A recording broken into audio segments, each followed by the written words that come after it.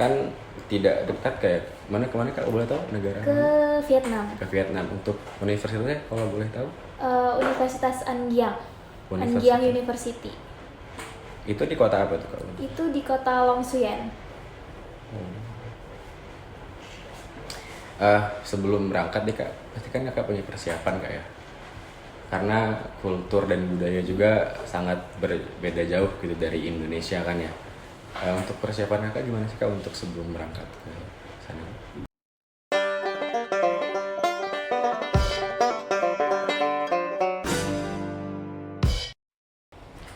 Hai, halo Depers, selamat datang di podcast Edutainment Permatep. Podcast di mana kita bisa mengeksplor pemikiran dari narasumber untuk masa depan kita sendiri. Nah, perkenalkan, saya Muhammad Samuel Fawas sebagai pembawa acara pada episode kali ini. Kali ini kita sudah kedatangan narasumber yang sangat inspiratif nih teman-teman bagi kalangan mahasiswa-mahasiswa berprestasi. Langsung saja kita sambut, inilah dia Kakak Fadila Wahyu Neiza.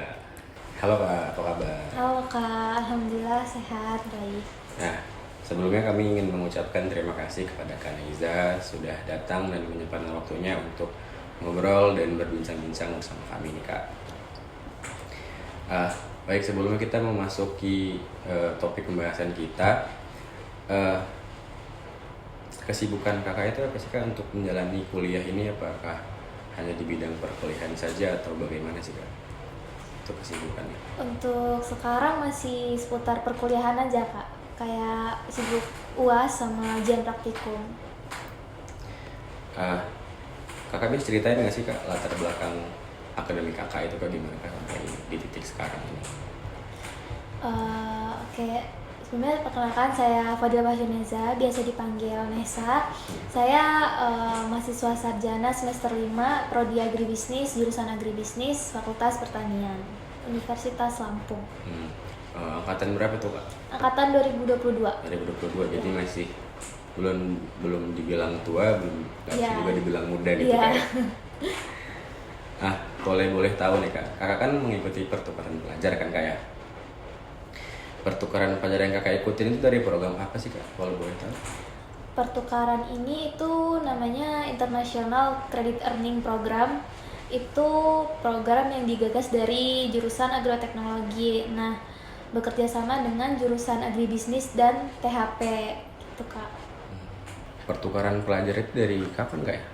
Untuk pertukaran itu sendiri programnya itu dari tanggal 19 November 2024 kemarin sampai tanggal 8 Desember 2024. Jadi sekitar 3 minggu lah Iya, ya. betul. Nah, pertukaran pelajar kakak ini kan tidak dekat Kak ya, lumayan jauh. Sebenarnya motivasinya itu apa sih Kak untuk bisa mengikuti pertukaran pelajar itu? Untuk motivasi itu awalnya dari diri saya sendiri sih Kak, sama orang-orang terdekat aku. Karena pertama aku sendiri juga punya mimpi untuk bisa kuliah di luar negeri. Terus dari orang-orang terdekat aku juga percaya kalau aku bisa menggapai mimpi itu gitu. Jadi ketika aku punya kesempatan ini, aku mencoba untuk memanfaatkannya dengan baik. Oh, jadi emang udah ada cita-cita jadi Iya. kayak untuk kuliah di luar negeri. Oke. Kan tidak dekat kayak kemana Kak boleh tahu negara Ke mana? Vietnam. Ke Vietnam. Untuk universitasnya kalau boleh tahu? Universitas An Giang. An Universitas. Giang University. Itu di kota apa tuh Kak? Itu di kota Long Xuyen. Sebelum berangkat nih Kak, pasti kan Kakak punya persiapan Kak ya? Karena kultur dan budaya juga sangat berbeda jauh gitu dari Indonesia kan ya. Untuk persiapan Kakak gimana sih Kak untuk sebelum berangkat ke sana?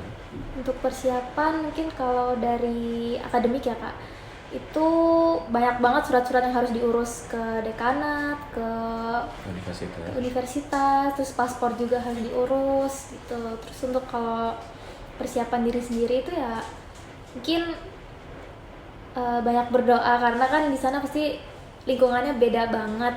Terus mungkin persiapan pribadi aja sih Kak.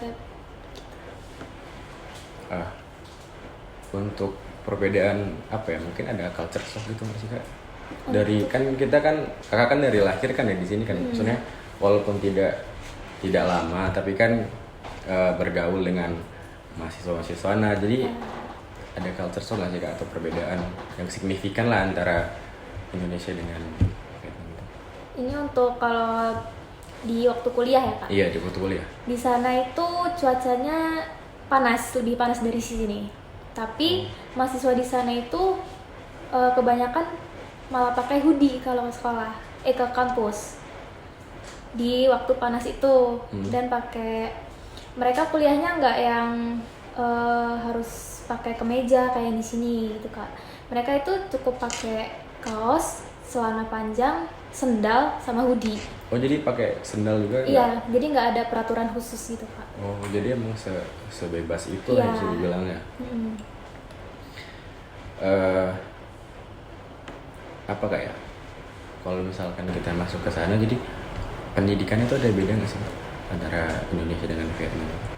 Untuk sistem pendidikannya itu, kalau menurut pengalaman aku selama 3 minggu di sana ya kak, kuliahnya itu sebenarnya sama kuliah ceramah gitu. Cuma kalau misalnya lagi kuliah itu dosennya berusaha untuk bikin kita nggak bosen. Jadi kayak di tengah-tengah perkuliahan itu dosennya bikin ice breaking kayak games gitu. Terus juga kalau kadang dosennya itu ice breakingnya bikin kita yang harus berpikir kritis gitu. Jadi kayak dosennya nyiapin kayak sticky note gitu sama karton. Terus kita kayak disuruh nulis pengertian ini gitu. Nanti ditempel di karton, terus kartonnya ditempel di tembok, terus kita presentasiin gitu. Jadi nggak selalu dosen yang ceramah gitu kak. Terus untuk di praktikumnya itu seru banget karena praktikumnya itu kita praktik secara langsung juga sama kayak di sini. Cuma pernah waktu itu aku lagi praktikum tentang buah yang khas dari sana. Itu benar-benar dibawain buahnya secara langsung. Jadi nggak cuma secara gambar aja. Jadi ada fisiknya juga. Jadi langsung praktikum dengan buah itu sendiri? Iya. Dan kita juga nyobain buah itu rame-rame. Untuk kan apa ya? Untuk dosennya mengajarkannya lingkup dengan daerah dia atau pakai bahasa Inggris atau gimana sih? Pakai bahasa Inggris, cuma keterbatasannya di logatnya aja sih kak. Oh, untuk apa ya?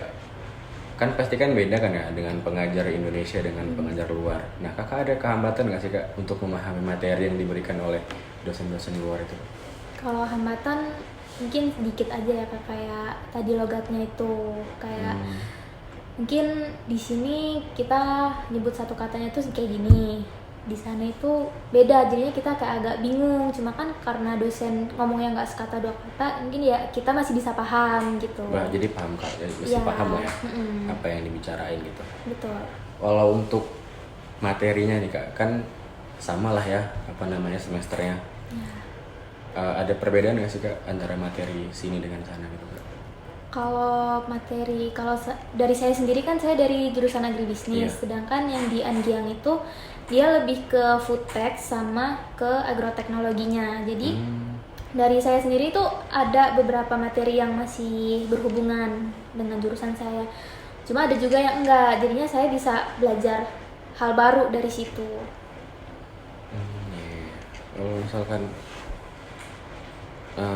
apa ya? Kan kakak kan sudah selesai nih kak ya, sudah 3 minggu di sana. Nah, pelajaran terbaik lah buat kakak udah tinggal di sana, memahami bagaimana budaya dan culture di sana.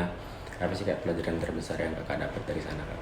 Pelajaran terbesar yang aku dapat itu saling berbagi dan mengerti. Karena waktu di sana sebelum kita ke kotanya, kita sempat mampir ke Konsulat Jenderal RI di sana, dan ibu KJRI-nya itu cerita kalau misalnya masyarakat Vietnam itu percaya banget sama karma. Jadi apa yang mereka buat itu pasti ada dampaknya buat lingkungan. Kayak masyarakat Vietnam itu punya kebiasaan untuk mengembalikan apa yang mereka ambil. Kayak misalnya ini, mereka beli ikan besar di pasar, tapi juga mereka beli ikan kecil untuk dilepas kembali gitu. Oh. Jadi tetap melestarikan lingkungan. Sebegitunya ya kan Iya. memikirkannya. Gitu. Nah, tadi kan Kakak sudah cerita lah ya bagaimana sedikit budaya di sana yang Kakak rasakan selama 3 minggu di sana. Mungkin ada adik-adik kita ataupun mahasiswa-mahasiswa lain yang ingin seperti Kakak. Nah, ada nggak sih Kak tips dan triknya gitu?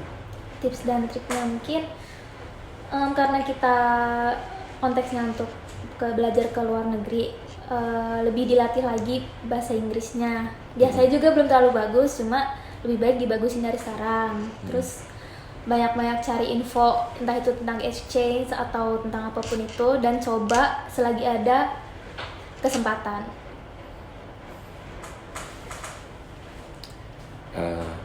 Ada nggak sih Kak pesan, hal menarik lah atau pesan yang ingin Anda sampaikan yang belum dibahas gitu? Dari apa namanya konteks ini yang pengen Kakak sampaikan gitu ke teman-teman. Mungkin kalau boleh sharing tentang ini aja sih Kak, kayak di sana kan Muslim itu minoritas. Iya. Ya, jadi pinter-pinter aja kita nyari makanan yang halal gitu, karena kadang banyak banget warung di sana yang dia tuh nggak ngenyantumin kayak makanan yang nggak boleh kita makan, cuma di situ pasti dia alat makannya pasti terkontam sama makanan yang nggak boleh kita makan gitu Kak. Jadi ini termasuk tantangan sih, karena ya itu susah banget cari makanan yang halal. Tapi di sana juga ada kayak komunitas keluarga Muslim gitu. Jadi aku sempat ke sana setiap hari Jumat setelah Jumatan itu. Di sana kayak kita sharing-sharing tentang apa aja yang tempat yang halal, terus rekomen gitu. Untuk penginapan Kakak sendiri gimana di sana Kak? Penginapan selama Penginapan kita di kayak guest house gitu Kak. Oh, jadi untuk khusus ini ya, pertukaran pelajar gitu ya? Ya, mungkin teman-teman inilah cerita dari Kak Neisa, sedikit pengalaman dan sharing yang sudah Kak Neisa ceritakan kepada kita. Itu tadi mungkin ada closing statement Kak dari Kakak ke teman-teman yang lain. Untuk teman-teman mungkin semangat, terus berdoa banyak-banyak, terus cari informasi kalau misalnya mau menyusul, dan semangat belajarnya. Baik teman-teman, kita sudah mendengar dan berbagi ilmu lah. Kita sudah sharing bagaimana cara bekerja dari pertukaran pelajar itu, dan sudah dikasih juga Kak tips dan triksnya dari Kak Neisa. Ya teman-teman, mungkin sudah selesai. Mungkin saya cukupkan.